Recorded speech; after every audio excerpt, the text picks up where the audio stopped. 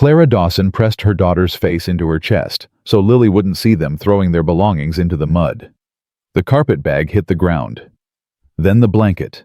Then the small wooden box that held everything Clara had left of her dead husband. "Cursed widow!" The boarding house woman spat the words like venom. "Your kind brings death wherever you go." Lily was shaking. Clara was not. She had stopped shaking 3 towns ago. "Please." Clara hated the word, hated herself for saying it. "My daughter is 5 years old. It's going to freeze tonight. Just one night and I'll be gone by morning." "Should have thought of that before you killed your husband." "I didn't." The door slammed. Clara stood in the dying light, her daughter trembling against her, their possessions scattered in the mud like garbage. Like they were garbage. She didn't cry. Crying was a luxury she'd given up months ago. But before she could kneel down to gather their things, before she could figure out where to go next, a tall figure stepped off the boardwalk across the street. A man. Scar down his left cheek. Eyes the color of gunmetal. He looked at her for a long moment, not with pity, not with disgust, but with something she couldn't name. Then he turned and walked away. Clara didn't know it yet, but that man would change everything. If you want to see how a woman with nothing became everything to a man who expected nothing, stay until the end. Subscribe and comment what city you're watching from. I want to see how far this story travels. The stagecoach had dropped Clara and Lily in Copper Creek 3 hours ago. 3 hours. 4 rejections. One daughter who hadn't stopped shivering since they stepped off the coach. "Mama," Lily's voice was small, tired. "I'm hungry." Clara's stomach clenched. She had half a biscuit in her pocket saved from yesterday. She'd been planning to eat it herself. She couldn't remember her last real meal, but she pulled it out and handed it to Lily. "Here, baby." "What about you?" "I already ate." Lily looked at her with those 2 old eyes. 5 years old, and already she knew when her mother was lying. But she took the biscuit anyway. Because she was hungry. Because she was 5. Because sometimes survival meant accepting lies from the people who loved you. Clara watched her daughter eat and did the math in her head. $3.40. That was everything. Every penny she had left in the world. The hotel wanted $2 a night. The boarding houses wouldn't take her at any price. And the sun was setting fast. "Come on." Clara picked up their carpet bag, still damp with mud, and took Lily's hand.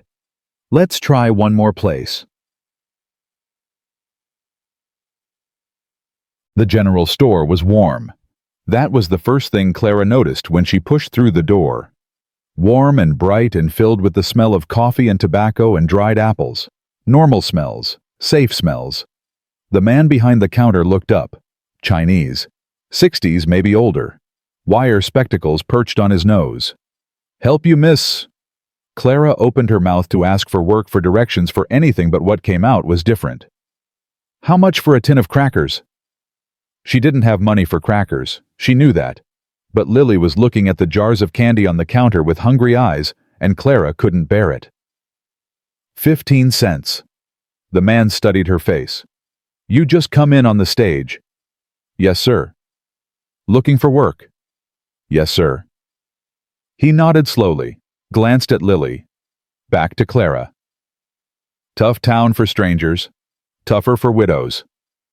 He held up a hand before she could ask how he knew. "Small town, miss. Word travels faster than the wind." "Is there anyone who might hire me? I can sew. I can cook. I can clean. I can—" "Mrs. Abbott needs help at the dress shop. Lost her girl last month." He paused. "But she won't hire you." "Why not?" "Her son died in the mines 2 years back. She blames widows, says they carry death with them." His voice was matter-of-fact, not cruel, just stating the truth. "Most folks here feel the same way. Superstitious lot." Clara's throat tightened. Same story, different town. "There anyone who doesn't feel that way?" The old man was quiet for a moment. Then he reached under the counter and pulled out a small paper bag. "Ginger snaps," he said. "For the little one." I can't pay for... Did I ask for money? He pushed the bag across the counter. My name's Samuel Chen. I've been the outsider in this town for 30 years. I know what it's like. Lily tugged at Clara's skirt. Mama, what are ginger snaps? Cookies, baby. Can I have one? Clara looked at Mr. Chen. He nodded. She handed the bag to Lily, who pulled out a cookie with reverent hands and took a bite. Her whole face transformed. Joy. Pure, uncomplicated joy. Clara had to look away. There's a woman, Mr. Chen said quietly. Doc Thorne, lives at the end of Miller Street. White house with blue shutters. She's different. Different how? She don't care much what people think. Never has. He paused. Lost her own daughter years back. Might make her hard or might make her kind. Depends on the day. But she's fair. If anyone in this town will give you a chance, it's her. Clara tucked that information away like a precious coin. Thank you, Mr. Chen. Don't thank me yet. Copper Creek's got teeth, miss. Don't let it bite you. She was halfway to the door when he spoke again. That man who watched you earlier. The one with the scar. Clara stopped, turned. What about him? Name's Wyatt Jennings. Keeps to himself mostly. Bought land west of here last year. Building a ranch, mister. Chen's eyes were unreadable behind his spectacles. War changed him, people say. Made him quiet. But I've seen him help folks when nobody else would. Might be worth knowing. Clara filed that away too. Why are you telling me this? Because you look like you could use an ally or two. He shrugged. And because I'm old enough to know that the people this town throws away are usually the ones worth keeping. The White House with blue shutters sat at the end of Miller Street like a fortress. Clara knocked. The door swung open almost immediately, revealing a woman in her 60s with steel-gray hair pulled back severely and eyes that could cut glass. You're the widow. Yes, ma'am. Took you long enough to get here. I expected you an hour ago. Clara blinked. I'm sorry. Small town. I knew you'd end up on my doorstep the minute you stepped off that stage. The woman Doc Thorne. Clara assumed looked past her to Lily. Child's half frozen. You're not much better. Get inside. It wasn't a request. The house was small but clean. Books everywhere, medical texts, Clara realized. A fire crackled in the hearth. Sit. Doc Thorne pointed to 2 chairs by the fire. I'll get food. Ma'am, I can't pay. Did I mention payment? No, but... Then sit down and stop arguing. You're wasting my time and yours. Clara sat. Lily climbed into her lap, still clutching the bag of ginger snaps. Doc Thorne moved around the small kitchen with brisk efficiency. Within minutes, she'd set out bread, cheese, cold chicken, and 2 cups of hot milk. Eat, she commanded. Lily didn't need to be told twice. She grabbed a piece of chicken and bit into it like she hadn't eaten in days. She hadn't. Not really. Clara's hands shook as she picked up the bread. When was her last real meal? 3 days ago. 4. You're malnourished, Doc Thorne observed, sitting across from them. Been feeding the child and starving yourself. She needs it more. She needs a mother who's alive. The words were blunt, but not unkind. Dead mothers aren't much use to anyone. Clara flinched. Doc Thorne's expression didn't change. Now, I'm going to ask you some questions, and you're going to answer them honestly. I don't have time for pretty lies or sob stories. Understood?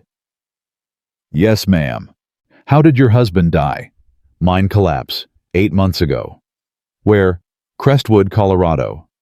And his family blamed you. It wasn't a question. Clara answered anyway. His mother said I was bad luck. Said if I'd been a better wife, he wouldn't have needed to work the extra shift. The words came out flat. She'd told this story too many times to feel it anymore. They took everything, the house, his savings, even his clothes. And the child? Clara's arms tightened around Lily. They said she could die in the street for all they cared. She looks like me, not him. They didn't want the reminder. Doc Thorne was quiet for a long moment. How many towns since then? 4, 5 counting here. And each one ran you out. Soon as they found out what I was, widow with a child and no family. Bad luck walking. Lily had stopped eating. She was watching the exchange with wide, worried eyes. Mama, are we in trouble? Clara smoothed her daughter's hair. No, baby. We're just talking. The lady sounds mad. I'm not mad, Doc Thorne said. Her voice had softened slightly. I'm just old and tired, and I don't have patience for nonsense.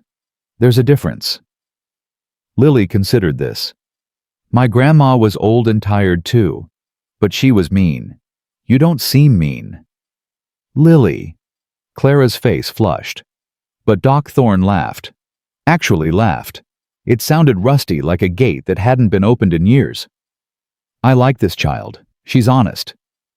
She leaned forward, looking at Lily directly. What's your name? Lily. Lily Dawson. Well, Lily Dawson. Are you scared of me? Lily thought about it. A little. But Mama's more scared, so I'm trying to be brave for her. Clara's heart cracked open. Doc Thorne's expression shifted. Something moved behind those sharp eyes. Something soft. You're a good daughter, she said quietly. Your mama's lucky to have you. She stood abruptly, clearing dishes with more force than necessary. There's a room in the back. Small, but it's got a bed and a window. You'll stay there. Ma'am, I told you I can't. I heard you the first time, and I'm telling you I don't want your money. Doc Thorne turned to face her. I want your work. I'm 63 years old. I've got more patients than I can handle and not enough hands to help. You say you can sew? Yes, ma'am. Good. I need bandages, hundreds of them, and someone to organize my supplies and clean my instruments and deal with the endless stream of miners who think a cough is consumption. She paused. Room and board in exchange for work. Fair? Clara couldn't speak. Her throat had closed up. I'll take that as a yes. Doc Thorne headed for the door. Get some sleep, both of you. I'll expect you up at 6. Wait. Doc Thorne stopped, turned. Why? Clara's voice cracked. You don't know me. You don't owe me anything. Why would you help? The older woman was silent for a long moment. When she spoke, her voice was different. Quieter, heavier. I had a daughter once, about your age when she stopped, started again. She got herself in trouble, unmarried. The father ran off, and I was too proud, too worried about my reputation to help her when she needed me most. Clara didn't breathe. She left, went to another town to have the baby. I told myself she'd come back when she was ready. Doc Thorne's jaw tightened. She died in childbirth, alone, in some filthy boarding house because she had nowhere else to go. I'm sorry, Clara whispered. I've spent 20 years trying to make up for that mistake. Helping women this town throws away. It won't bring her back, but it's something. She met Clara's eyes. So when I see a mother willing to starve herself for her child, willing to face rejection after rejection just to keep her daughter safe, I see a chance to do what I should have done all those years ago. She turned away. 6 o'clock. Don't be late. The door closed behind her. Lily tugged at Clara's sleeve. Mama, the doctor lady is sad. Yes, baby, she is. Can we help make her not sad? Clara pulled her daughter close, breathing in the smell of her hair dust and ginger snaps, and something that was purely Lily. We can try, she said. We can try. 3 days passed. Clara learned the rhythm of Doc Thorne's household. Up at 6. Breakfast. Patients from 7 until noon. Lunch. More patients. Sorting supplies. Sewing bandages. Cleaning instruments in boiling water. Supper. Sleep. Repeat. It was exhausting. It was wonderful. For the first time in 8 months, Clara had a purpose. A place. Something that almost felt like belonging. Lily bloomed in the warmth and safety. She followed Doc Thorne around like a small shadow, asking endless questions about bones and blood and how babies were born. Doc Thorne answered every one with gruff patience. "That child's got a mind like a steel trap," she told Clara one evening. "Remembers everything. Might make a doctor herself someday." Clara smiled. It felt strange on her face. She'd almost forgotten how. But Copper Creek hadn't forgotten her. The whispers followed her whenever she ventured into town. Widow, cursed, bad luck walking. She heard them in the general store, in the street, even in the church she passed on Sunday morning. She kept her head down, kept working, kept hoping it would fade. It didn't.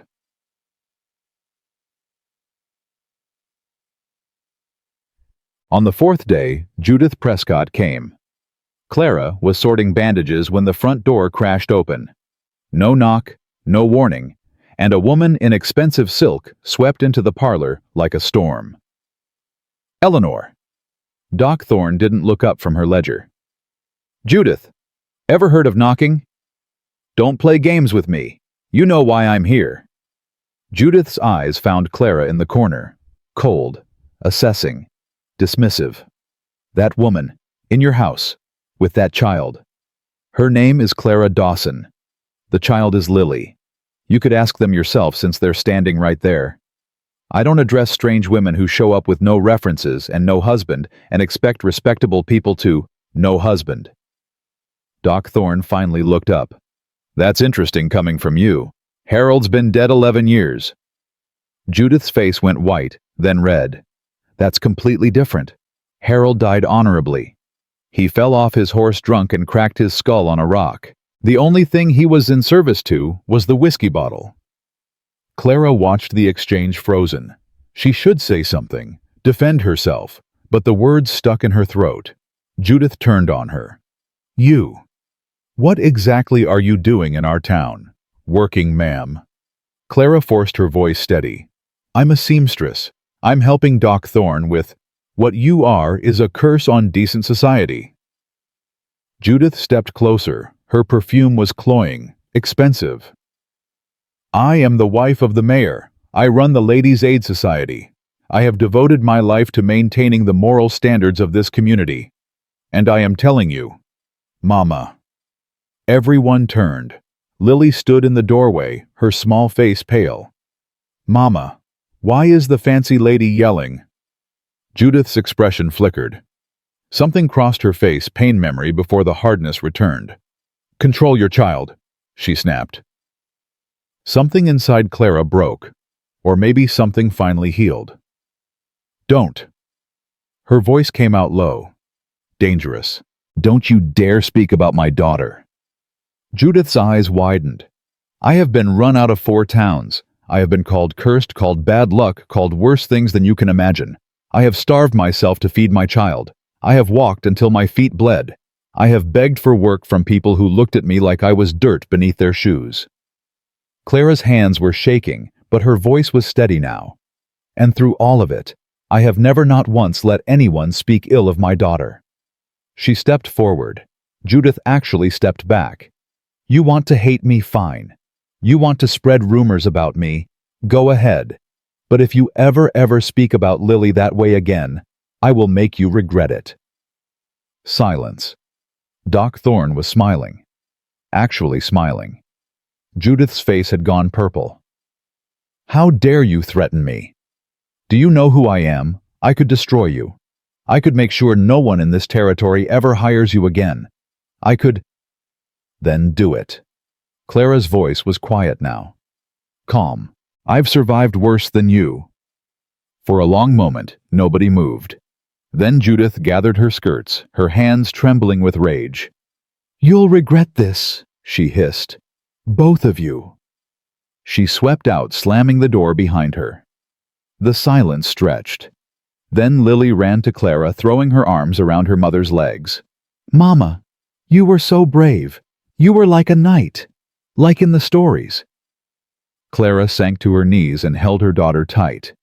Her whole body was shaking now, the adrenaline draining away. "I don't feel brave," she whispered. "Well, you were." Doc Thorne's voice was warm, almost proud. "Judith Prescott has been terrorizing this town for 20 years. I've never seen anyone stand up to her like that. She'll make my life impossible now. She was going to do that anyway. At least now she knows you've got teeth." Clara closed her eyes. What had she done? She'd finally found somewhere safe, somewhere Lily could rest, and she'd just made an enemy of the most powerful woman in town. "Why is she like that?" Clara asked. "What made her so cruel?" Doc Thorne sighed. "Judith had a daughter once. Sarah, sweet girl, got pregnant at 17. Unmarried. Judith was so ashamed, so worried about her precious reputation, that she threw the girl out." Clara went cold. "What happened to her?" "Same thing that almost happened to you. Town after town, door after door slammed in her face." Doc Thorne's voice was flat. "She died somewhere in Wyoming. Alone. Judith's been punishing every young woman she sees ever since. Like cruelty can make up for what she did."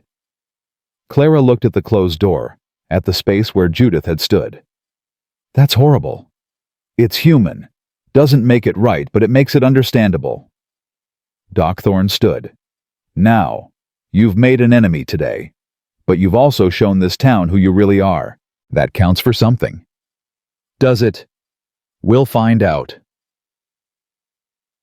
The next morning, Clara went into town to look for additional work. Every door closed in her face. Mrs. Abbott at the dress shop. "I know what you said to Mrs. Prescott. Get out." The laundry. "We don't hire troublemakers." The hotel. "You've got nerve showing your face here after what you did." Word had spread overnight. The widow who'd defied Judith Prescott was now the most unemployable woman in Copper Creek. Clara stood in the middle of Main Street, the rejection piling up like stones on her chest. This was it. This was how it always ended. Not with violence, but with silence. With closed doors and turned backs, and a whole community deciding she didn't deserve to exist. "Mama." Clara looked down. Lily was holding her hand, looking up at her with worried eyes. "Mama, why won't the people be nice?" "Because..." Clara's voice broke. "Because sometimes people are scared of things they don't understand, and scared people aren't always kind." "That's silly. You're not scary." "No, baby, I'm not." "So why don't they know that..." Clara had no answer. She turned to head back to Doc Thorne's, the only place left that wanted her when she saw him. The cowboy from the first day. Wyatt Jennings. He was loading supplies into a wagon outside the general store. Tall, broad. That scar running down his cheek like a lightning strike. He worked with quiet efficiency muscles moving beneath his worn shirt. He looked up. Their eyes met. Clara froze. She waited for the usual reaction, the disgust, the dismissal, the deliberate looking away. It didn't come. Instead, he held her gaze. Steady, unhurried. Then he touched the brim of his hat in a gesture that felt almost like respect. Clara's heart stuttered. "Mama."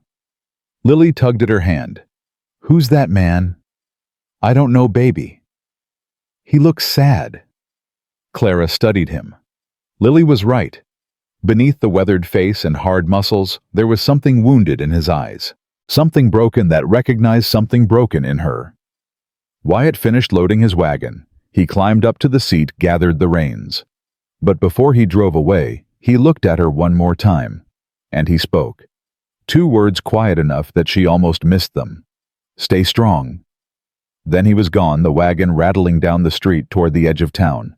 Clara stood there for a long moment. Lily's hand warm in hers, the sun beating down on her shoulders. Stay strong. It wasn't much.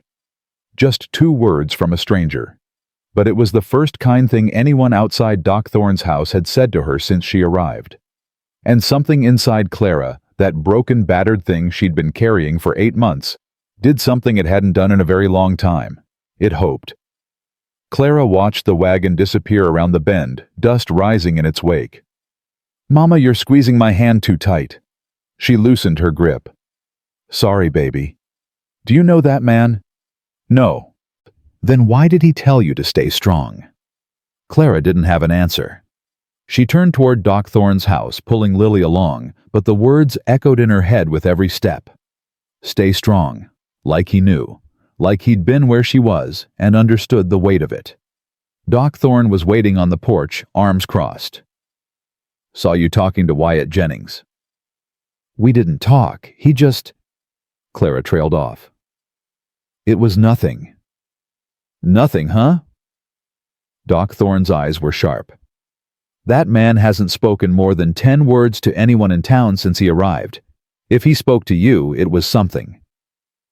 Clara felt her face heat. "He probably just felt sorry for me. Everyone knows what happened with Mrs. Prescott by now." "Wyatt Jennings doesn't do pity. War beat that out of him." Doc Thorne held the door open. "You coming in, or you planning to stand there all day looking confused?" Inside, Lily immediately disappeared into the back room where Doc Thorne kept her medical books. The child had taken to tracing the illustrations with her finger, asking endless questions about anatomy.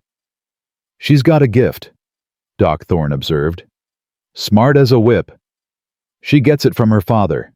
The words came out before Clara could stop them. "Tell me about him, your husband." Clara's hands stilled over the bandages she was folding.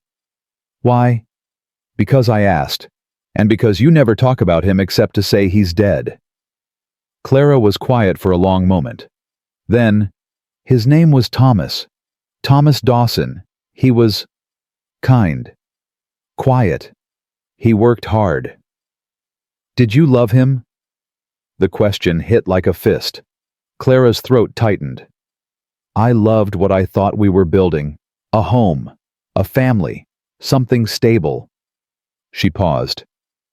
"But love. Real love. I don't know if I ever got the chance to find out." Doc Thorne nodded slowly. "How old were you when you married?" 18. He was 22. We married after knowing each other 3 months. And his family never accepted you. His mother thought I was beneath him. Too poor, wrong background. She made that clear from the start." Clara's hands moved automatically, folding and stacking. "But Thomas married me anyway. I thought that meant something."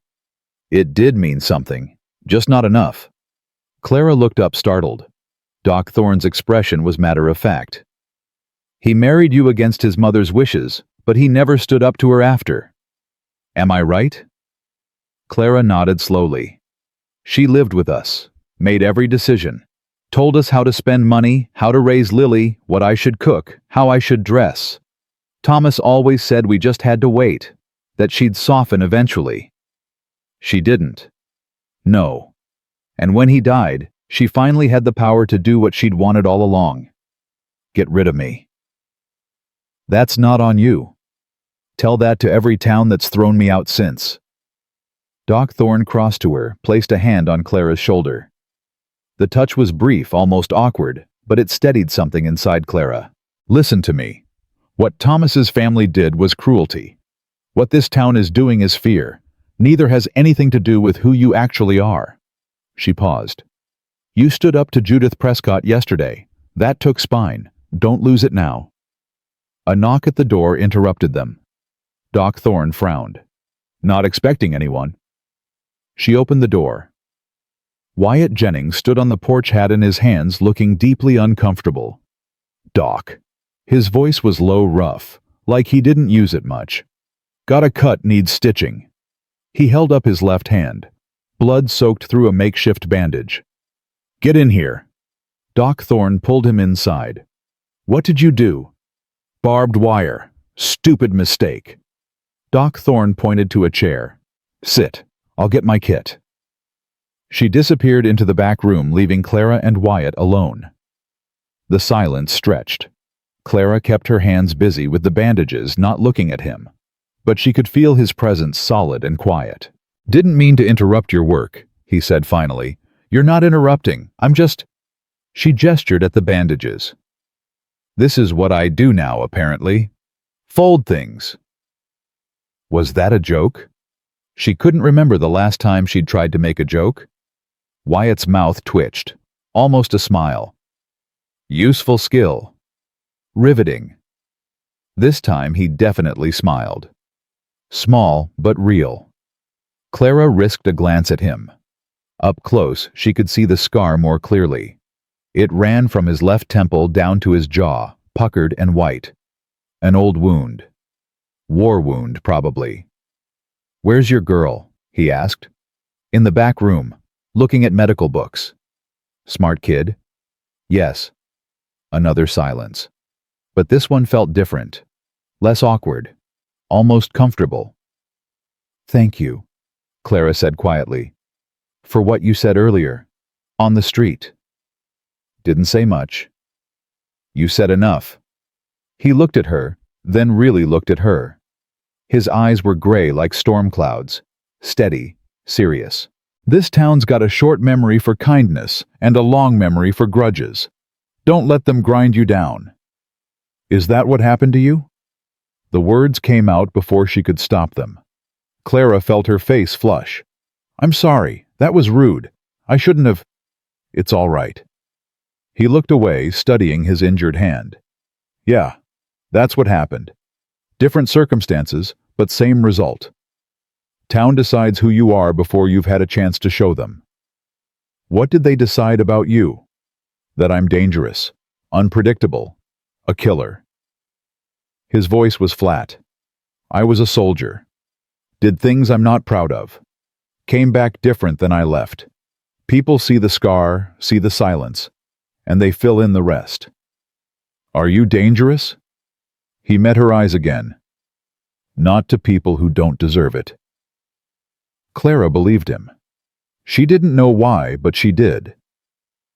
Doc Thorne returned with her medical kit, breaking the moment. "Let me see." She unwrapped his hand. The cut was deep, running across his palm. "You're lucky you didn't hit a tendon. What were you doing? Fixing fence. Alone? Always alone." Doc Thorne made a disapproving sound. "Stupid way to work. One day you'll hurt yourself worse than this, and there'll be no one to help." "I manage." "Barely." She threaded a needle. "This is going to hurt." "Figured." Doc Thorne worked with quick efficiency, stitching the wound closed. Wyatt didn't flinch, didn't make a sound, just stared at the wall, jaw tight. Clara found herself watching his face. The way he controlled his pain. The way he held himself so carefully, like he was afraid of taking up too much space. Lily appeared in the doorway. She froze when she saw Wyatt. "Mama?" Her voice was small, scared. Clara immediately went to her, kneeling down. "It's all right, baby. This is Mr. Jennings. He just needed Doc Thorne to fix his hand." Lily pressed against Clara's side, peeking at Wyatt from behind her mother's shoulder. Wyatt didn't move, didn't speak, just sat there letting the child look at him. "He's got a scar," Lily whispered. "Yes, he does." "Did it hurt?" Clara glanced at Wyatt. He met her eyes, then looked at Lily. "Yeah," he said quietly. "It hurt." "Does it still hurt?" "Sometimes, when it rains." Lily absorbed this. "My knee hurts when it rains too. I fell down last winter, and Doc Thorne said I bruised the bone." "That's rough. Did you fall down too?" "Something like that." Lily took a tiny step forward, still holding on to Clara. "Are you mean?" "Lily." Clara's face burned. "That's not polite to ask." But Wyatt shook his head. "It's all right. It's a fair question." He looked at Lily directly. "I try not to be, but I'm not always good at being nice either. I'm just quiet." "My mama's quiet too, except when ladies yell at her, then she gets loud." Wyatt's eyes found Clara's.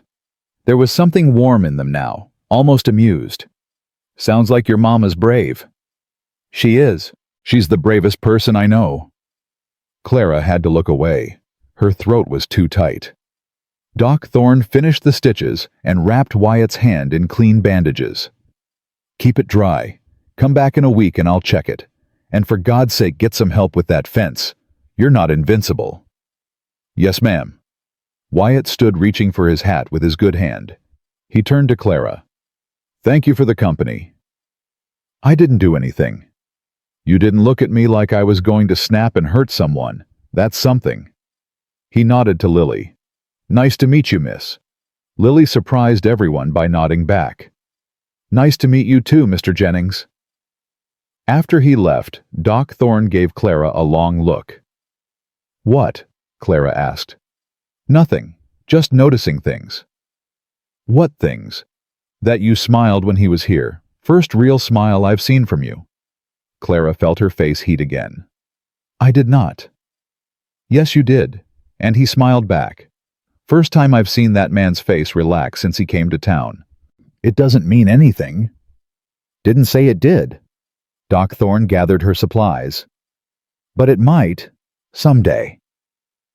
That night, Clara lay in bed with Lily curled against her side and thought about gray eyes and a quiet voice saying, "Stay strong." She fell asleep still thinking about it. The next morning, Clara woke to voices in the front room. She dressed quickly, smoothing her hair back. When she emerged, she found Wyatt standing awkwardly in the doorway, holding a bundle wrapped in cloth. "Sorry to come so early," he said when he saw her. "Brought something for the doc." "She's out. Emergency call at the Morrison place. Their youngest has fever." "Oh." He stood there clearly unsure what to do. "I'll come back later." "What is it?" Clara gestured to the bundle. "Maybe I can help." He hesitated, then held it out. "Eggs. My hens are laying faster than I can eat them. Thought Doc might could use some." Clara took the bundle. Inside were 24 eggs carefully wrapped to prevent breaking. "That's kind of you." "Just practical. They'd go bad otherwise." But Clara saw through it. He could have sold these at the general store. He'd brought them here deliberately. "Would you like coffee?" The words came out before she could second-guess them. "I was just about to make some." He looked surprised, then cautious. "Don't want to impose." "You're not. And besides, you brought eggs. Least I can do is offer coffee." She moved to the stove building up the fire. Her hands shook slightly as she measured the grounds. What was she doing? She barely knew this man, but he'd been kind. In a town full of cruelty, that meant something. Wyatt sat at the table looking uncomfortable. Too big for the small kitchen, too quiet for normal conversation. "How's your hand?" Clara asked. "Sore, but healing." "Good." Silence. Clara poured water into the pot. "You live far from town." "About 5 miles west, up near the creek." "You really building a ranch by yourself?" "Trying to." "That's..." She searched for the right word. "Ambitious? Or stupid?" He almost smiled. "Most days it feels stupid." "Why do it then?" He was quiet for a long moment. When he spoke, his voice was careful, like he was picking through words he didn't use often. "Wanted something that was mine, something I built with my own hands. War took a lot from me. Figured I'd spend the rest of my life building, instead of destroying." Clara set a cup of coffee in front of him. Their fingers brushed. She pulled back quickly. "That's a good reason. What about you?" He looked up at her. "What do you want?" No one had asked her that in so long. Clara sat down across from him, wrapping her hands around her own cup. "A place where Lily can be safe. Where she can go to school without people whispering about her. Where she can just be a child." She paused. "I want her to have better than I did." "What did you have?" "A mother who died when I was 10. A father who drank himself to death 2 years later. Foster homes that didn't want me. A husband whose family hated me from the start." She met his eyes. "I want Lily to know she's wanted, that she belongs somewhere. She's lucky to have you. I'm the one who got her into this mess." "You didn't get her into anything. Life happened. You're just dealing with it the best you can." His voice was firm. "That's not weakness. That's strength." Clara felt tears threatening. She looked away, blinking hard. "Sorry," he said quietly. "Didn't mean to upset you." "You didn't. It's just—" She laughed, but it came out wet. "No one said anything like that to me in a long time." The front door opened. Lily came running in from the yard where she'd been playing, then stopped short when she saw Wyatt. "Oh, the Scar Man is here again." "Lily, don't call him that." But Wyatt smiled. "It's all right. I do have a scar. She's just being honest." Lily edged closer, curiosity overcoming fear. "Why are you here?" "Brought eggs." "Oh." She thought about this. "Do you have chickens?" "About 20 of them." "What are their names?" Wyatt blinked. Clearly no one had ever asked him this before. "They don't have names." Lily looked scandalized. "Why not everyone needs a name?" "I guess I never thought about it." "That's sad. The chickens must be lonely." Clara hid her smile behind her coffee cup. Wyatt looked genuinely distressed by this accusation. "You could name them," Lily suggested. "Or I could help you. I'm good at names." "Lily," Clara warned. "Mr. Jennings is busy. He doesn't need help naming his chickens." "Actually," Wyatt looked at Lily. "If your mama says it's all right, you could come see them sometime. The chickens, I mean. Maybe bring your names with you." Lily's whole face lit up. "Really? If your mama says yes?" Two sets of eyes turned to Clara, one small and pleading, one gray and carefully neutral. Clara should say no. She barely knew this man. Taking her daughter to his ranch alone was exactly the kind of thing that would get the town talking more than they already were. But Lily looked so happy, and Wyatt looked so hopeful beneath his careful expression. "Maybe," Clara said. "We'll see." It was Lily's turn to look disappointed, but Wyatt nodded like he understood. "The offer stands, whenever you're ready." He finished his coffee and stood. "Thank you for the hospitality." "Thank you for the eggs." He touched his hat to both of them and left. Lily immediately turned to Clara. "Mama, why did you say maybe I want to see the chickens?" "I know, baby, but we have to be careful." "Why?" "Because." How did she explain this? "Because people in town already don't like us very much. If we spend time with Mr. Jennings, they might not like us even more." "That's stupid." "Lily." "Well, it is. He's nice. He brought eggs. And his chickens need names."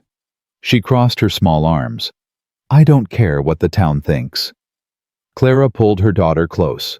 "I know you don't, baby, but I have to care. I have to keep you safe." "I'm safe with you." If only that were enough. The rest of the day passed normally. Patients came and went. Clara folded bandages, cleaned instruments, helped Doc Thorne however she could. But her mind kept drifting to gray eyes and quiet words and eggs wrapped carefully in cloth. Evening came. Doc Thorne was reading by the fire. Lily was drawing pictures. Clara was mending a tear in her dress when someone knocked. Not Wyatt this time. Samuel Chen. "Evening, Doc. Miss Dawson." He held his hat in his hands, his face worried. "Got something you need to see." He pulled out an envelope. "This came on today's stage. Asked for Clara Dawson, care of Doc Thorne." Clara's blood went cold. She took the envelope with shaking hands. The return address made her stomach drop. Margaret Dawson, Crestwood, Colorado, her mother-in-law.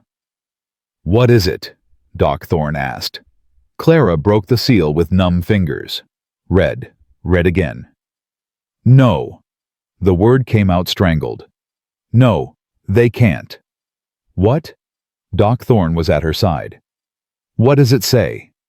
Clara handed her the letter. Her hands wouldn't stop shaking.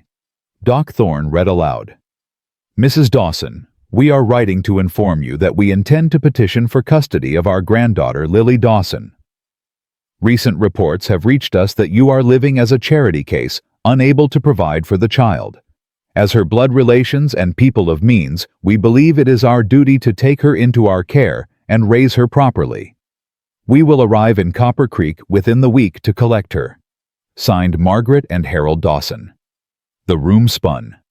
Clara grabbed the edge of the table to steady herself. They can't take her. Her voice cracked. They threw us out. They said she could die in the street. They can't just decide now that they want her. They can try, Doc Thorne said grimly.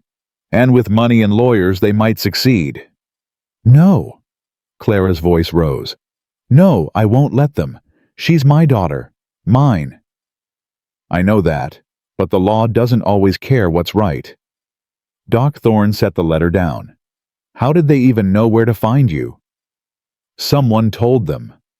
Clara's mind raced. Someone in this town wrote to them. Judith, Mr. Chen said quietly. Has to be. She's got connections all over the territory. And she swore she'd make you pay for standing up to her. Clara sank into a chair. This couldn't be happening. Not now. Not when she'd finally found somewhere that almost felt safe. What do I do? She looked at Doc Thorne. How do I stop them? You fight. You get a lawyer. I don't have money for a lawyer. I have $3 to my name. Silence. Lily appeared in the doorway. Mama, why are you crying? Clara hadn't realized she was. She wiped at her face roughly. Come here, baby. Lily climbed into her lap. Clara held her tight, breathing in the smell of her hair. Mama, what's wrong? Nothing. Everything's fine. But it wasn't fine. Her in-laws were coming. They had money power lawyers. They could take Lily. They could take everything that mattered. And Clara had no way to stop them. Clara didn't sleep that night. She lay in bed with Lily pressed against her side, listening to her daughter's soft breathing, and tried to figure out how to fight people with money and power when she had neither. By dawn, she'd made a decision. She'd run before. She could run again. She slipped out of bed, careful not to wake Lily, and started packing their few belongings. The carpet bag, 2 dresses each, Lily's wooden doll, the small box with Thomas's picture. Where are you going? Doc Thorne stood in the doorway, fully dressed, despite the early hour. Clara's hands stilled on the bag. Somewhere they won't find us. That's not a plan. That's fear talking. Fear's kept us alive this long. And running's what put you here in the first place. Doc Thorne crossed her arms. How many more towns, Clara? How many more closed doors before you realize you can't outrun this? I can try. And what about Lily? You want her growing up always looking over her shoulder, never having friends because you might have to leave in the middle of the night. Never feeling safe. Clara's throat burned. At least she'd be with me. For how long? Until you collapse from exhaustion. Until you run out of money and places to run. Doc Thorne's voice softened. You can't do this alone anymore. Let people help. Who's going to help me? This town hates me. Not all of it. You've got me. You've got Samuel Chen. And whether you're ready to admit it or not, you've got Wyatt Jennings. Clara shook her head. I barely know him. So get to know him, because that man looks at you like you matter. And I think you look at him the same way. It doesn't matter what I feel. My in-laws are coming to take my daughter. Then fight them, here, now, where you've actually got people on your side. Clara wanted to believe her, wanted to believe that standing and fighting was possible, but every instinct screamed at her to run to hide to protect Lily the only way she knew how. I don't know how to fight this, she whispered. You learn, starting now. Doc Thorne pulled a piece of paper from her pocket. I wrote to a lawyer I know in Helena, friend of mine from medical school. She owes me a favor. She, Catherine Morrison, best lawyer in the territory. She handles cases like yours, women fighting for their children. Hope flickered, dangerous and fragile. What did she say? Haven't heard back yet. Sent the telegram last night after you went to bed. Doc Thorne paused. But even if she agrees to help, we need proof. Evidence that you're a fit mother and they're not fit guardians. How do I prove that? By showing this town who you really are. By getting people to vouch for you. By building a case that even money can't buy off. Clara sank onto the bed. That's impossible. Half this town won't even look at me. Then we convince the other half, starting with the ones who matter. A knock at the front door interrupted them. Doc Thorne left to answer it. Clara heard voices low and urgent. Then Doc Thorne called her name. Wyatt stood in the doorway, hat in his hands, his face grim. Heard about the letter, he said without preamble. Came as soon as I could. Clara's chest tightened. How did you hear? Small town, word travels. He looked at Doc Thorne, then back to Clara. I want to help. You can't. This isn't your fight. Maybe not, but I'm making it mine anyway. Why? Clara's voice cracked. You don't owe me anything. Wyatt stepped closer. His presence filled the small room solid and steady. Because I know what it's like to have people take things from you just because they can. Because they've got power and you don't. His jaw tightened. I won't stand by and watch it happen again. Not if I can help. What can you do? They have lawyers, money, connections. I've got a ranch, steady income. I can speak for your character. Tell them you're a good mother. You've known me a week. I've seen enough. He held her gaze. I've seen you protect your daughter. Seen you stand up to the town bully. Seen you work yourself to exhaustion to give that little girl a better life. That's all I need to see. Clara felt tears threatening. She blinked them back hard. They'll tear me apart in court. My past, my husband's death, every mistake I ever made. They'll make me sound like a monster. Then we make you sound human. Show them the truth. Wyatt glanced at Doc Thorne. What do we need? Witnesses. People willing to testify that Clara's a good mother and a good person. People who can speak to her character. I'll testify. One person won't be enough. Doc Thorne's face was troubled. We need at least 3 or 4 respectable citizens. And given how this town feels about Clara, I'll talk to people. Wyatt's voice was firm. Samuel Chen will help. Maybe the Hendersons. Doc, you can testify as her employer. That I can do. Clara listened to them planning her defense, these 2 people who barely knew her, and felt something crack open in her chest. Not breaking. Opening. Like a door she'd kept locked, was finally letting light through. Why are you doing this? She asked Wyatt. Really? He was quiet for a long moment. When he spoke, his voice was careful, measured. After the war, I came back different. Broken in ways people couldn't see, but could sense. Whole towns looked at me like I was dangerous. Like I might snap any second. He met her eyes. No one gave me a chance to prove them wrong. They just decided who I was and left me to live with it. That's not fair. No, it's not. His voice hardened. And what this town's doing to you isn't fair either. So maybe I'm helping you because I wish someone had helped me. Or maybe I'm helping because it's the right thing to do. Does the reason matter? It does to me. Why? Because I need to know this is real, that you're not going to disappear the minute things get hard. I'm still here, aren't I? He was. Against all logic, all expectation, he was still here. Lily appeared in the doorway, rubbing sleep from her eyes. Mama, why is everyone talking so loud? Clara immediately went to her, kneeling down. Sorry, baby, we didn't mean to wake you. Is the Scar Man helping us? My name's Wyatt, he said gently. And yes, I'm going to try. Lily studied him with those 2 wise eyes. Are the mean grandparents really coming to take me away? Clara's heart stopped. How do you know about that? I heard you talking last night. I wasn't asleep. Lily's voice trembled. I don't want to go with them. They're mean. They said I should have died with Papa." "Oh, baby." Clara pulled her daughter close, fury and fear warring in her chest. "You're not going anywhere, I promise." "But they have money and lawyers. I heard Doc say so." "We have something better." Clara cupped Lily's face. "We have each other. And we have people who care about us. Like Wyatt." Clara glanced up. Wyatt was watching them with an expression she couldn't quite read. Soft, pained, determined. "Yeah," he said quietly. "Like me." Lily seemed to accept this. She wiggled out of Clara's arms and walked right up to Wyatt, tilting her head back to look at him.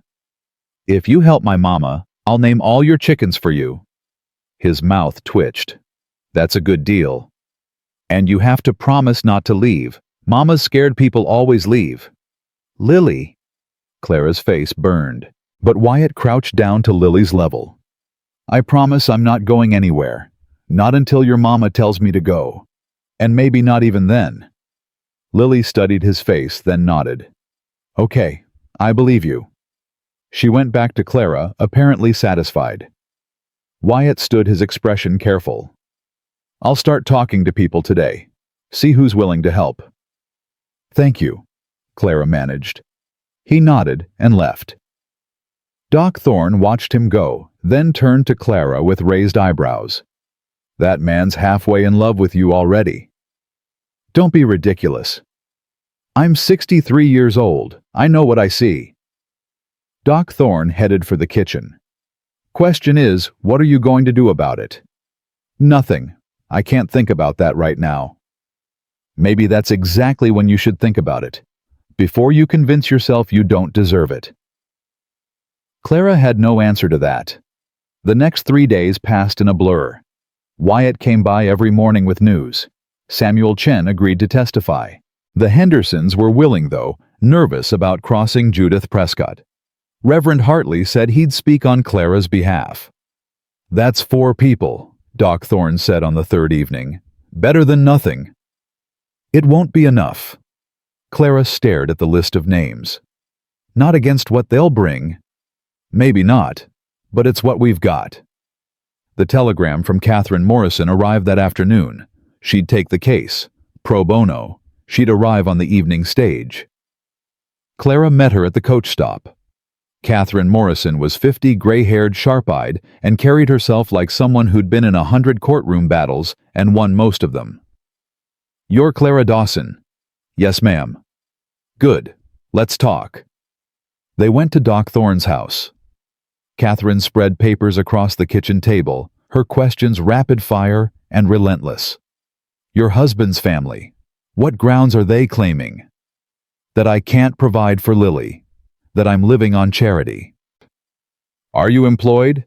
"I work for Doc Thorne. Room and board plus wages."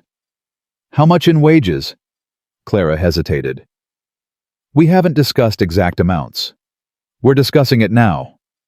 Catherine looked at Doc Thorne. "How much are you paying her?" $10 a week plus room and board." It was a lie.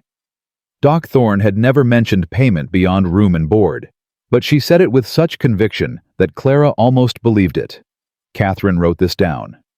"Good. That's respectable. What about character witnesses?" "I have 4 so far. Might get more." "Might isn't good enough. We need solid testimonies from people the court will respect." Catherine tapped her pen against the paper. "Tell me about the child's father." "What was he like?"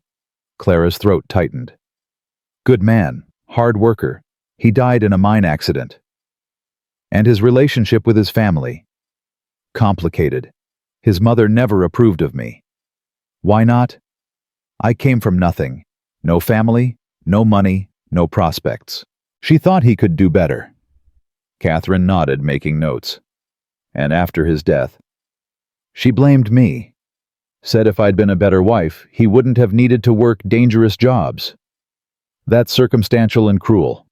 We can use it." Catherine looked up. "Now tell me the truth. All of it. Every mistake you've made, every weakness they might exploit. I need to know what I'm defending against." Clara took a breath and told her everything. The rushed marriage, Thomas's mother living with them, The constant tension, the poverty, the night Thomas died and Margaret Dawson screaming that Clara had killed him, the months of running from town to town. Catherine listened without interrupting. When Clara finished, she was quiet for a long moment.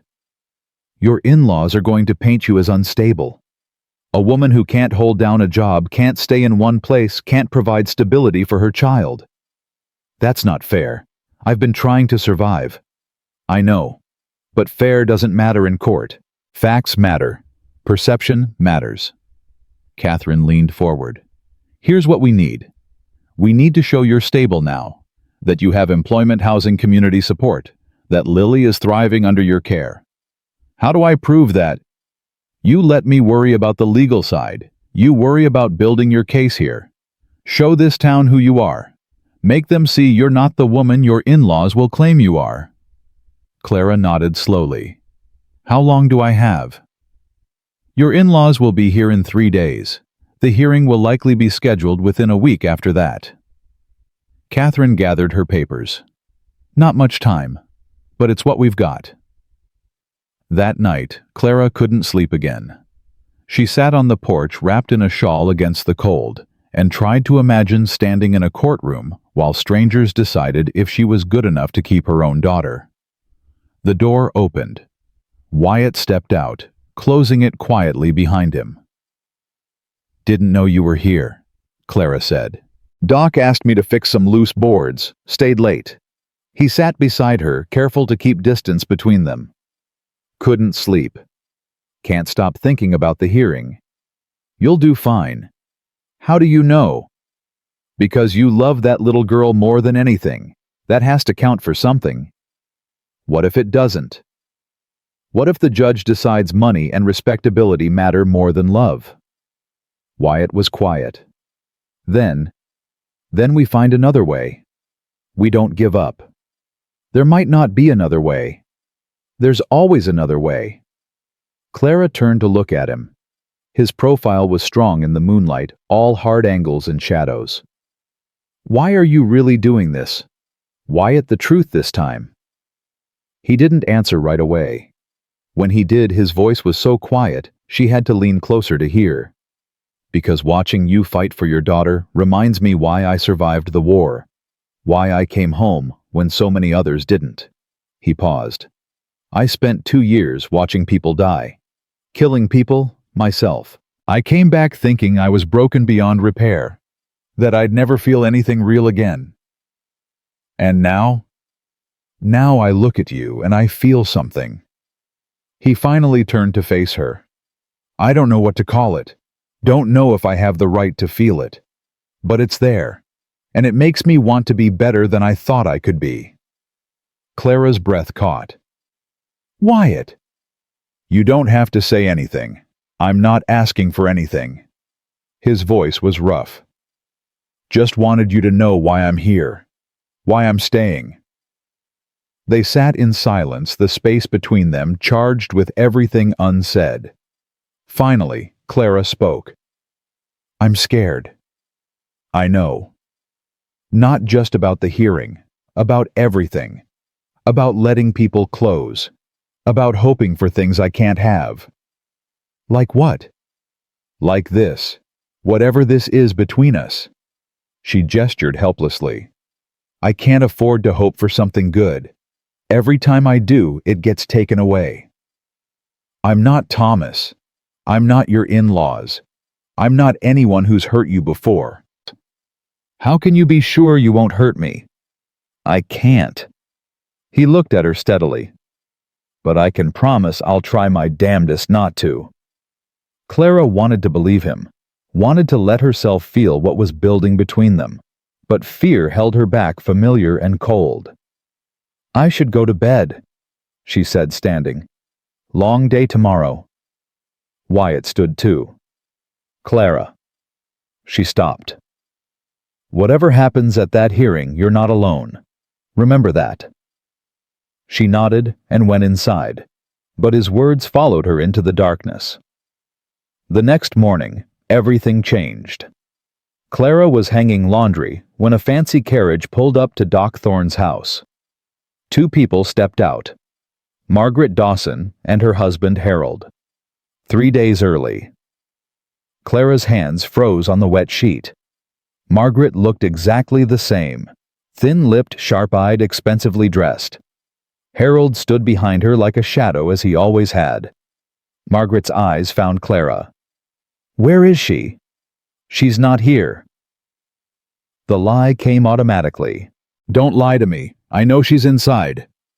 Doc Thorne appeared on the porch, arms crossed. "This is my property. You're not welcome here.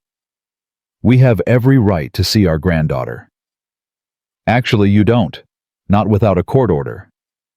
Margaret's face flushed. "That child belongs with family, with people who can actually provide for her." "She has family. She has her mother." "Her mother is living in poverty, moving from town to town like a vagrant." "What kind of life is that for a child?" Clara found her voice. "Better than the life you offered. You told her she should have died. Those were your words." "I was grieving my son." "So was I. He was my husband. You killed him." Margaret's voice shook with rage. "Your poverty, your neediness, your inability to be a proper wife, that's what killed him." "That's enough." Wyatt appeared from around the house, his voice hard. "You need to leave." Margaret turned to him, taking in the scar, the work-worn clothes. "And who are you?" "Someone telling you to get off this property before I make you leave." "Are you threatening me?" "I'm stating a fact." Harold finally spoke, his voice weak. "Margaret, perhaps we should go. The lawyer said—" "I don't care what the lawyer said. I want to see my granddaughter." "No." Clara stepped forward. "You lost that right when you threw us out. When you told Lily she was worthless. When you took everything we had and left us with nothing." "We're taking her back." Margaret's voice was steel. "The hearing is in 5 days, and when the judge hears what kind of woman you are, he'll give us custody without a second thought. We'll see about that." "Yes, we will." Margaret climbed back into the carriage. Before the door closed, she said one more thing. "You should have stayed gone, Clara. Running is what people like you do best." The carriage pulled away. Clara's legs gave out. Wyatt caught her, his arms solid and warm. "I've got you," he murmured. "You're all right." But she wasn't all right. Her in-laws were here. The hearing was in 5 days. And Lily was inside, probably hearing every word. She pulled away from Wyatt and ran into the house. Lily was under the table, hugging her knees, tears streaming down her face. "Baby." Clara crawled under with her. "It's okay. They're gone. They're going to take me." Lily's voice was small, broken. "I heard them. They're going to take me away from you." "No, they're not. I won't let them." "But what if the judge says I have to go? What if I don't get to choose?" Clara pulled her daughter into her lap, holding her as tight as she dared. "Then we'll figure something out. We always do." But even as she said it, Clara knew it might not be enough this time. 5 days. 5 days to prove she deserved to keep her own daughter. And she had no idea how to do it. Lily cried herself to sleep that night in Clara's arms. Clara didn't sleep at all. She lay in the darkness, listening to her daughter's uneven breathing, and felt the walls closing in. 5 days. That was all she had. By dawn, she'd made a decision. She dressed quietly, careful not to wake Lily, and found Doc Thorne already in the kitchen. "You look like hell," Doc Thorne observed. "I need to talk to Catherine, now." "She's at the hotel. But Clara—" "I can't wait. Every minute counts." She was halfway to the door when Wyatt appeared, blocking her path. "Where are you going?" "To see the lawyer." "Not alone. Town's already talking about yesterday. Margaret's been spreading her version all over." His jaw was tight. "I'm coming with you." Clara wanted to argue, but she was too tired. "Fine." They walked through town in silence.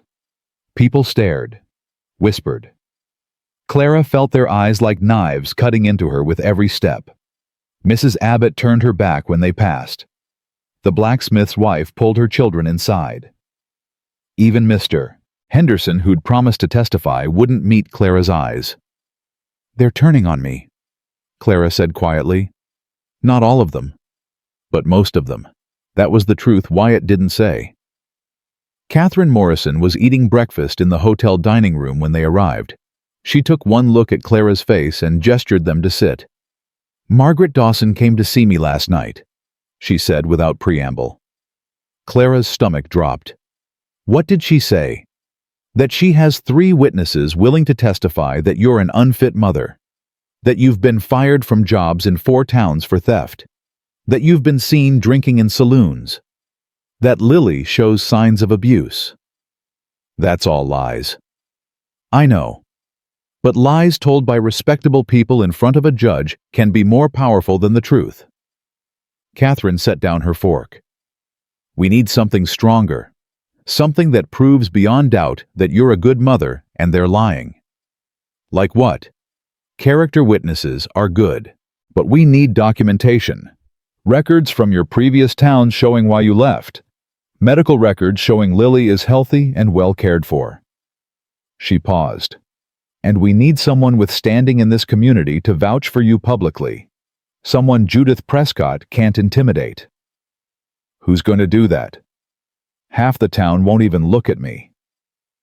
Wyatt spoke up. "What if someone married her?" Clara's head whipped around. "What? A husband would give you legal standing, make you look stable, give the judge something concrete." He wasn't looking at her. "I'm offering." The words hung in the air like smoke. "You can't be serious," Clara managed. "Why not?" "Because we barely know each other.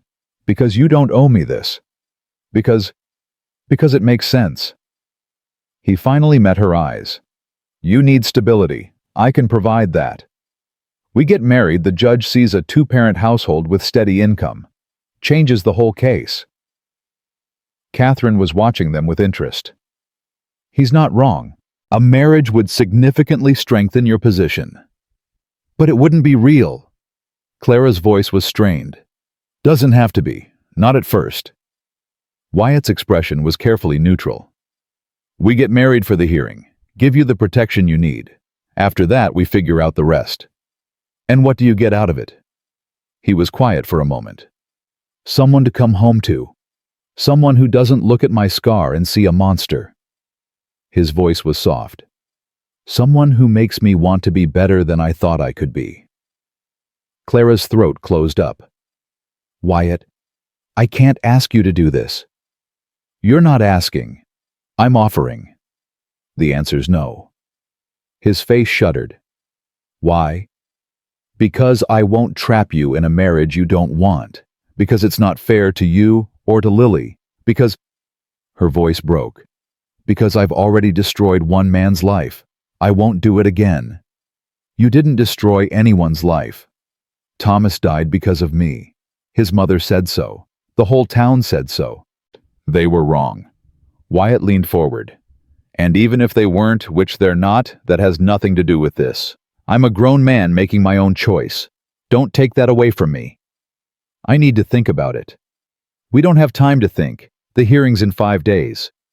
"Then I'll think fast." She stood and walked out, leaving both of them at the table. Outside, she made it 3 steps before her legs gave out. She caught herself against the wall, breathing hard. Married. To Wyatt. To a man she'd known less than 2 weeks. It was insane. It was also her best chance at keeping Lily. "Mrs. Dawson." She looked up. Reverend Hartley stood there, his young face troubled. "Reverend, I heard what happened yesterday, with your in-laws." He hesitated. "I wanted you to know I'm still willing to testify on your behalf." "Are you? Because half the people who promised to help have already backed out?" "I don't back out of my commitments." He paused. "But I want you to know something. Margaret Dawson came to see me last night. She offered a significant donation to the church if I would refuse to testify." Clara's heart sank. "And I told her to keep her money. My conscience isn't for sale." He smiled slightly. "Though she did threaten to have me removed from my position. So this might be my last week as a reverend. I can't let you risk that." It's not your choice to make. It's mine. He touched her shoulder briefly. You're not alone in this, Mrs. Dawson. Remember that. He walked away, leaving Clara staring after him. She went back to Doc Thorne's house in a daze. Lily was awake, playing quietly with her doll. She looked up when Clara entered. Mama, are you sad? A little baby? Is it because of the mean grandparents? Yes. Lily was quiet for a moment. Then, Wyatt could make them go away. What? Wyatt's strong, and he's nice to us. If he was our papa, the grandparents couldn't take me. That's how it works, right? Clara's chest tightened. It's more complicated than that. Why? Because Wyatt has his own life, his ranch, his plans. He doesn't need us messing that up. But what if he wants to? What if he wants us to be his family? Baby life doesn't work like that. It does in stories. This isn't a story. Lily looked down at her doll. I wish it was. Stories always have happy endings. Clara pulled her daughter close, blinking back tears. Me too, sweetheart. Me too. That afternoon, Samuel Chen came by with news. Margaret Dawson's been to every business in town, he said, his face grave. Offering money to anyone who'll testify against you, threatening anyone who supports you. Is it working? Some people are scared. Some are angry. Town's splitting down the middle. He paused. But there's something else. She's claiming she has medical records proving Lily was neglected under your care. That's impossible. Lily's never been neglected. I know, but she's got papers, documents that look official. Says they're from a doctor in Crestwood who treated Lily for malnutrition and injuries. Clara felt ice in her veins. Show me. Samuel handed over copies. Clara read them, her hands shaking. They were detailed, convincing, and completely fabricated. She's forging evidence, she whispered. Looks that way. Question is, can we prove it? How it's her word against mine, and she has money and connections. We fight back. We get our own medical records. Doc Thorne's been treating Lily since you arrived. She can document that the child is healthy and well cared for. It was something. But would it be enough? Doc Thorne examined Lily thoroughly that evening, documenting everything. Height, weight, no signs of abuse or neglect. Healthy teeth, clear eyes, good color. This child is thriving, she announced. Anyone can see that. Will a judge see it? If I have anything to say about it, yes. But Clara saw the worry in her eyes. That night, Wyatt came back. Clara was sitting on the porch trying to calm her racing thoughts when he appeared out of the darkness. You don't have to answer now, he said without preamble. About the marriage. But I want you to know something. What? I'm not doing this out of pity or obligation. He sat down beside her, careful to leave space between them. I'm doing it because when I look at you, I see someone worth fighting for. And I haven't felt that way about anyone in a long time. Wyatt, let me finish. His voice was rough. I know you're scared. I know you've been hurt. I know you think letting anyone close is dangerous. But Clara, you can't live your whole life running from the possibility of pain. I'm not running anymore. Aren't you? You won't accept help. Won't let people care about you. Won't even consider that maybe someone could love you without conditions. He finally looked at her. I'm not asking you to love me back. I'm asking you to let me stand beside you. To let me be the person who doesn't leave. Clara's eyes burned. What if I can't be what you need? What if you already are? The words hung between them, heavy with meaning. I don't know how to do this, Clara whispered. How to trust someone. How to believe it won't all fall apart. Neither do I. But maybe we figure it out together. She looked at him, then really looked at him. This quiet man with his scarred face and gentle hands and heart that had somehow opened itself to her despite all his reasons not to. If we do this, she said slowly, if we get married, It needs to be real. Not just for show. Not just to win the hearing. Her voice strengthened. Because Lily deserves better than another fake family. She deserves people who choose to stay because they want to, not because they have to. I'm choosing to stay. Are you sure? I've never been more sure of anything. Clara took a breath. Let it out. Made her choice. Then yes, I'll marry you. Wyatt's face transformed. Relief. Joy. Something that looked almost like hope. When? Tomorrow. Before the hearing. So it's legal and binding. Tomorrow, he agreed. They sat in silence, and Clara felt the weight of what she'd just agreed to settling over her. Marriage. To a man she barely knew, to save her daughter. But also maybe because some small part of her wanted to believe in second chances. I should warn you, Wyatt said after a while. I'm not easy to live with. I have nightmares. Bad ones. War things. Sometimes I wake up not knowing where I am. I can handle nightmares. I'm not good with words. Never have been. I might not always say what you need to hear. Actions matter more than words. And I'm scared too. His voice was almost inaudible. Scared I'll let you down. Scared I'll fail you the way everyone else has. Clara reached out and took his hand. He tensed, then relaxed his fingers curling around hers. Then we'll be scared together. They sat there holding hands in the darkness until Doc Thorne called them inside. The next morning, Clara wore her only good dress. Wyatt wore a clean shirt.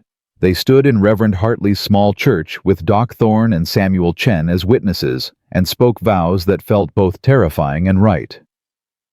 I, Clara Dawson, take you, Wyatt Jennings. Her voice shook but held steady. I, Wyatt Jennings, take you, Clara Dawson. His voice was rough with emotion. In sickness and in health, for richer or poorer, for as long as we both shall live. Reverend Hartley smiled. You may kiss your bride. Wyatt hesitated, clearly uncertain. Clara made the choice for both of them, rising on her toes, to press her lips briefly to his. It was chaste, careful, but it sent warmth flooding through her chest. When she pulled back, Wyatt's eyes were soft. Mrs. Jennings, he said quietly. Mr. Jennings. They signed the papers, made it official, and Clara felt the world shift beneath her feet.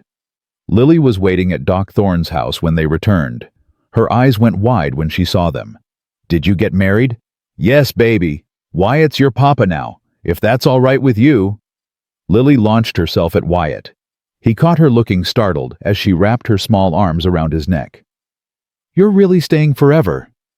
Forever, he promised. And the mean grandparents can't take me away now. Not if I have anything to say about it. Lily pulled back to look at his face. Do I have to call you Papa? Or can I call you Wyatt until I'm ready? You can call me whatever feels right. Okay, I'll call you Wyatt for now. But maybe Papa later, when we know each other better. That's fair. Clara watched them, this man and this child, and felt something crack open in her chest. Not breaking, healing. But there was no time to dwell on it. Catherine Morrison arrived within the hour, eyes sharp. I heard about the marriage. Smart move. She spread papers across the table. But we're not out of the woods yet. Margaret's bringing a witness. Someone who claims to have seen you neglecting Lily in Crestwood. Who? A Dr. Phillips. Says he treated Lily multiple times for injuries consistent with neglect. Clara went cold. I never took Lily to any Dr. Phillips. She wasn't sick or hurt in Crestwood. Then he's lying. Or Margaret paid him to lie. Either way, we need to prove it. Catherine tapped her pen. I've sent a telegram to Crestwood. Asked for medical records from every doctor in town. If this Phillips exists and never treated Lily, we'll have proof he's lying. Will the records come in time? I don't know. Then what do? We prepare for the worst. We build our case around what we have. Your marriage, Doc Thorne's medical documentation, character witnesses. Catherine paused. And we hope that's enough. That night, Clara moved her belongings to Wyatt's ranch. It felt strange packing up their few possessions and loading them into his wagon. Strange, but also right. The ranch house was small but solid. One large room with a fireplace, a kitchen area, a separate bedroom. Wyatt had clearly been working hard to make it livable. I built a second bedroom, he said, showing them. For Lily. Thought she might want her own space. Lily's eyes went huge. My own room, really? Really? She ran inside, touching everything with reverent hands. The small bed, the window, the shelf Wyatt had installed. This is the nicest room I've ever had, she breathed. Clara's throat tightened. Thank you, she told Wyatt, for this, for all of it.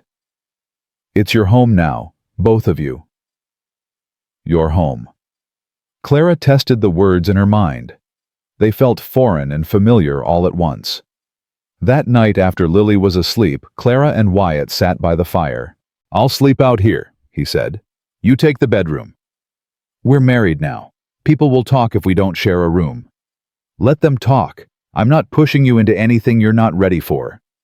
Clara studied his profile. What if I said I was ready? He looked at her startled. Are you? I don't know. But I know I don't want you sleeping on the floor. We're adults. We can share a bed without... She trailed off, feeling her face heat. All right. His voice was careful. If you're sure. They lay down together that night, carefully not touching the space between them, charged with awareness. Clara could hear Wyatt's breathing slow and steady. Could feel the warmth of him beside her. It had been so long since she'd shared a bed with anyone. Since she'd felt this strange mix of comfort and nervousness. Clara. His voice was quiet in the darkness. Yeah. Thank you for trusting me with this. With you and Lily. Thank you for being someone I could trust.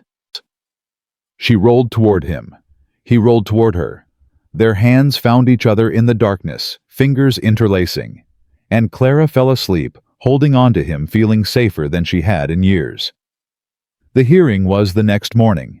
They dressed in their best clothes. Clara's hands shook so badly that Wyatt had to button Lily's dress for her. It's going to be all right, he said quietly. You don't know that. No, but I believe it, and you should too. They walked to the courthouse together. The whole town seemed to be there, packed into the small courtroom. Margaret and Harold sat at the front with their lawyer, a slick-looking man in an expensive suit. Judith Prescott sat behind them, her face smug. But on the other side, Clara saw Doc Thorne, Samuel Chen, Reverend Hartley, and to her shock, Mrs. Henderson. Mr. Morrison from the general store. Even Mrs. Chen. People who'd chosen to stand with her. Catherine Morrison met them at the door. The telegram from Crestwood just arrived. And, there is no Dr. Phillips in Crestwood. Never has been. Catherine's smile was sharp. Margaret's witness is a fraud. She paid an actor to play a doctor. Relief flooded through Clara. Can you prove it? I've got records from every doctor in Crestwood. Phillips isn't among them. And I've got a statement from the town clerk that no one by that name is licensed to practice medicine there. That's enough. It's enough to destroy their credibility, maybe enough to win. The judge entered. Everyone stood. Clara held Wyatt's hand so tight she thought she might break his fingers, but he didn't pull away, just stood there solid and steady as they faced the fight of their lives. All rise for the Honorable Judge Matthew Walsh, the bailiff announced. And the hearing began. Judge Walsh was a man in his 60s with white hair and eyes that gave nothing away. He surveyed the packed courtroom with the expression of someone who'd seen too many fights and believed in none of them. This is a custody hearing, he said, his voice carrying to the back. Not a circus. I will hear testimony from both parties. I will review evidence. Then I will make my decision based on the law and the best interest of the child. Am I clear?" Everyone nodded. "Good. Mr. Patterson, you may proceed." Margaret's lawyer stood. He was smooth, practiced, expensive. "Your Honor, my clients, Mr. and Mrs. Harold Dawson, are respectable citizens of Crestwood, Colorado. They own a successful mercantile business. They are active members of their church and community. They have the means and the moral standing to provide their granddaughter with a proper upbringing." He paused for effect. "Mrs. Clara Jennings, formerly Dawson, is a widow who has been unemployed and transient for the past 8 months. She has moved from town to town, unable to maintain steady work or housing. She has subjected her daughter to poverty and instability, and now, in a desperate attempt to appear respectable, she has entered into a hasty marriage with a man she barely knows."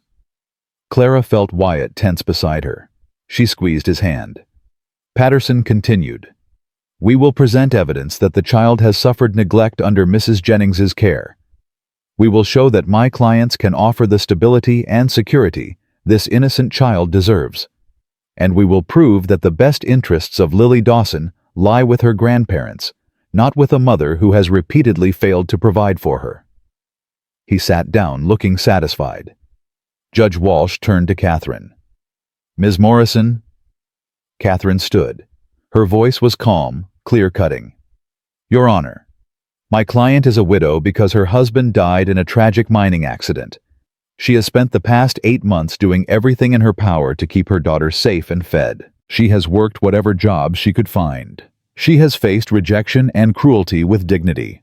And yes, she has moved from town to town, because in each place people like Mr. and Mrs. Dawson made it impossible for her to stay."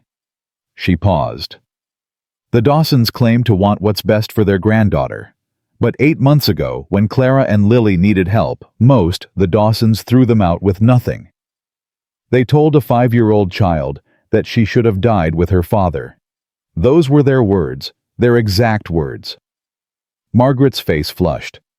Now, conveniently, they've changed their minds. Why? Because Clara has finally found a place where people support her, a place where she's building a stable life, and the Dawsons can't stand that. Catherine's voice hardened. "This isn't about the child's welfare. This is about control, and we will prove it."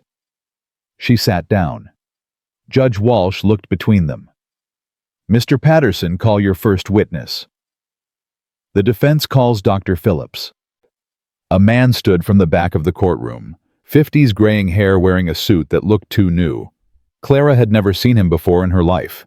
He took the stand, swore his oath. Patterson approached. "Dr. Phillips, please state your credentials." "I'm a physician in Crestwood, Colorado. Been practicing medicine there for 15 years. "And did you ever treat Lily Dawson?" "Yes, multiple times. The child showed signs of malnutrition and suspicious bruising. I documented my concerns in my medical records."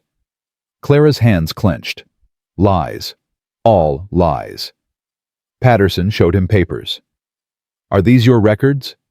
"Yes, sir." "Can you read the date of the last treatment?" "March 15th of this year, just weeks before Mrs. Dawson left Crestwood with the child." Patterson nodded gravely. "Thank you, doctor. No further questions." Catherine stood.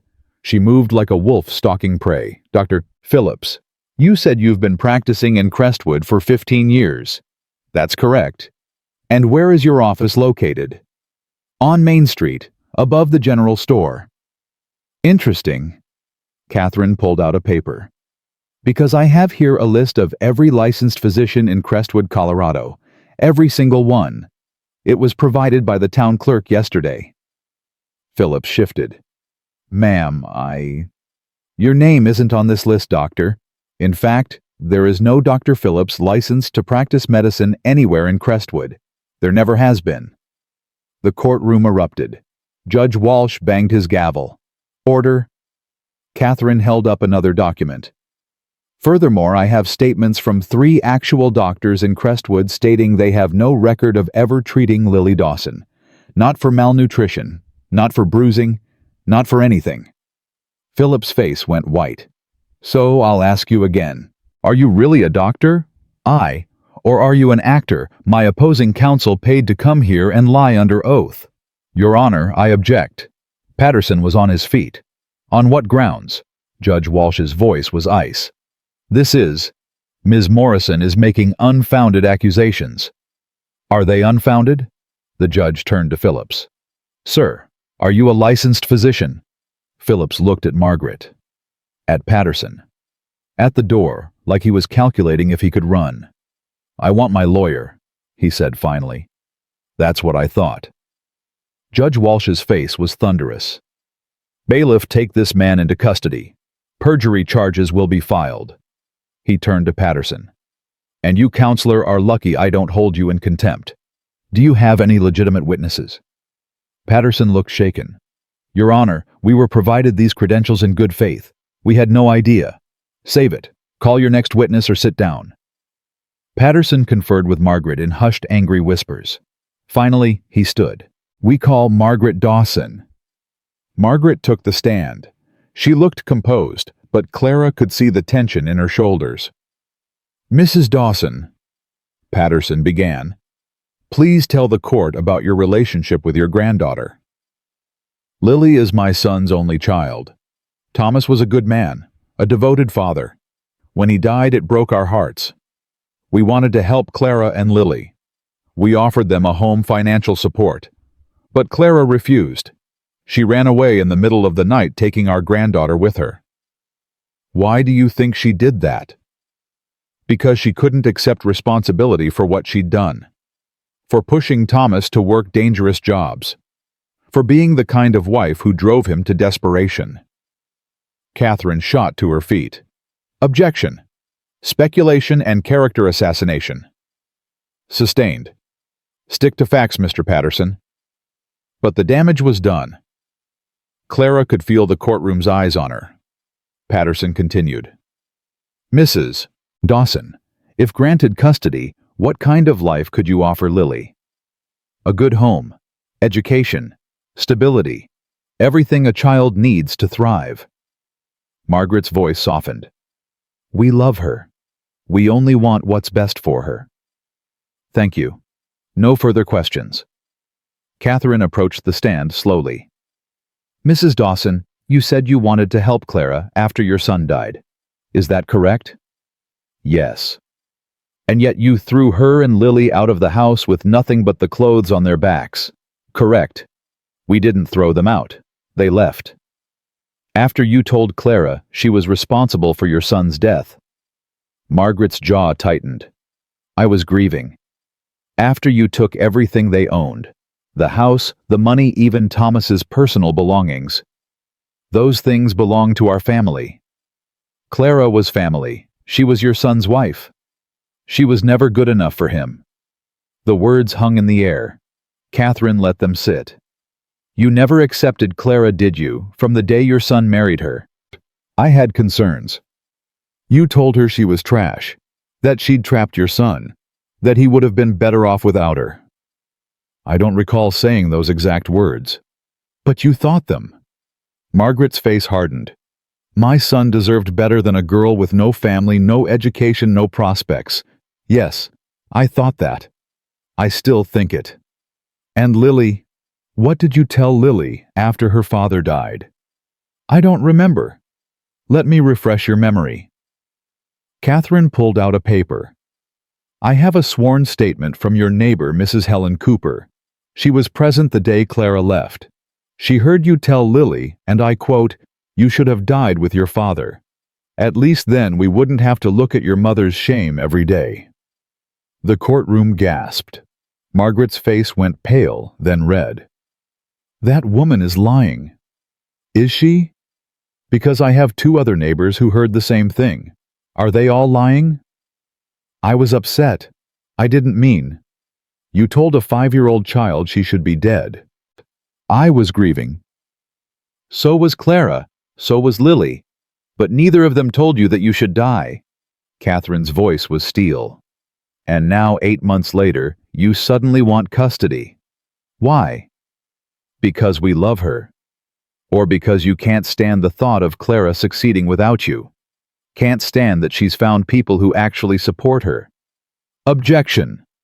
Patterson was up again. Argumentative. Withdrawn. Catherine turned away. One more question, Mrs. Dawson. If you're granted custody, will Clara be allowed to see her daughter? Margaret hesitated. That would depend. On what? On whether she could behave appropriately. Stop filling the child's head with lies about us. So the answer is no. The answer is it would be supervised and limited. You'd take a child away from the only parent she has left and barely let her see her mother. Catherine's voice was quiet now. Deadly. And you call that love? I call it protection. No further questions. Margaret left the stand, her face tight with fury. Judge Walsh looked at Catherine. Ms. Morrison, your witnesses. The defense calls Eleanor Thorne. Doc Thorne took the stand. She looked every inch the professional physician. Dr. Thorne, how long have you known Clara Jennings? 3 weeks. She came to my door looking for work and shelter. And you hired her? I did. She's been invaluable. Smart, hard-working, reliable. Have you had the opportunity to observe her relationship with her daughter? Every day. That woman loves her child more than life itself. I've watched her skip meals to make sure Lily eats. Watched her work until she drops to give that child a roof over her head.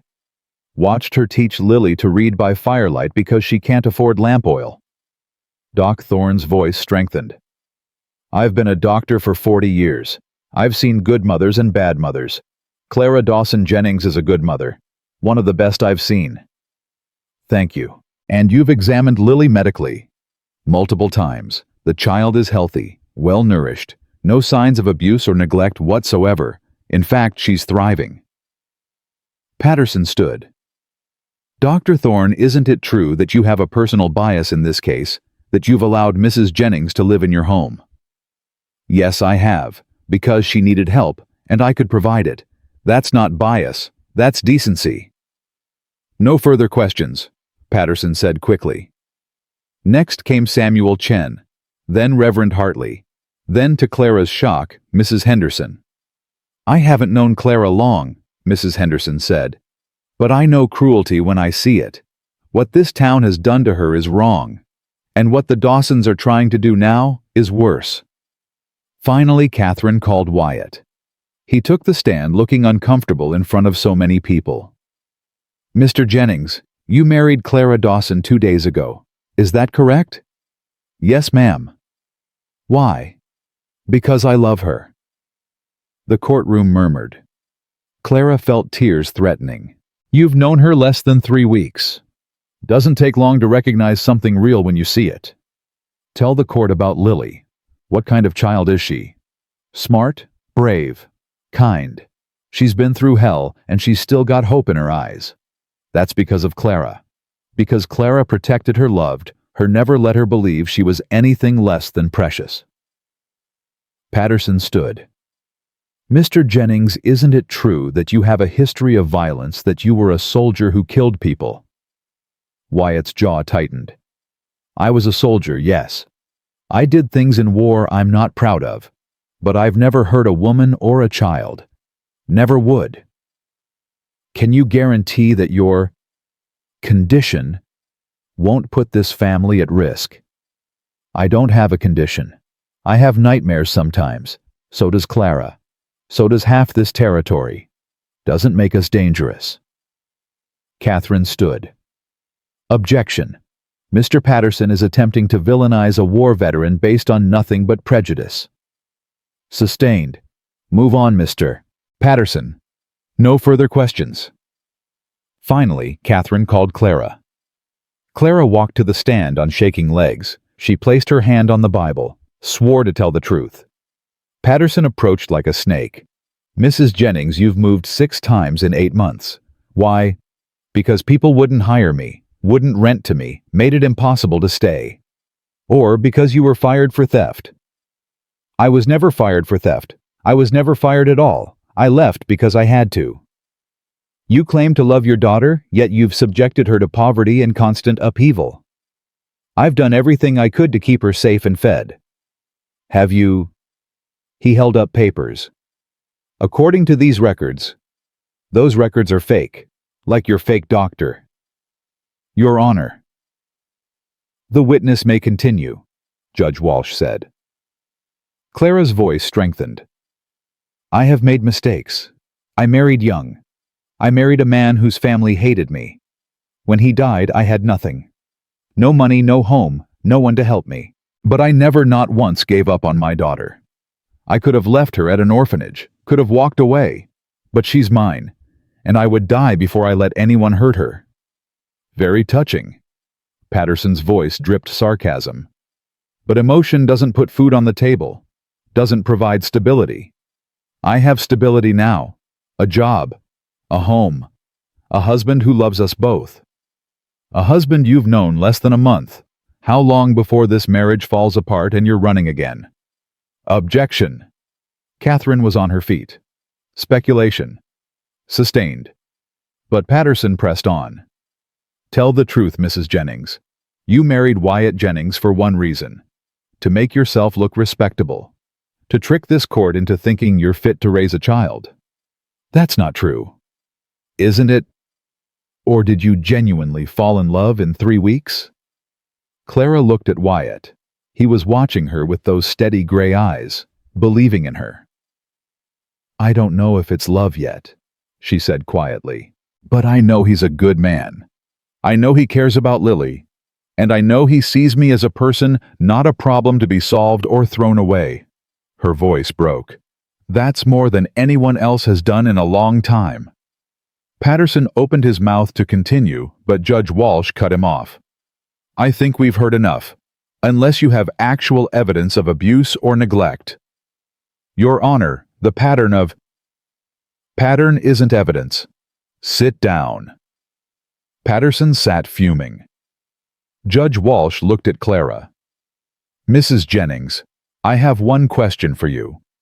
If I grant custody to the Dawsons, what will you do? Clara felt the world narrow to this moment. This question. I'll fight. I'll appeal. I'll do whatever it takes to get my daughter back. Her voice was steady now. Because she's mine. Not because I gave birth to her, but because I've been there every day of her life.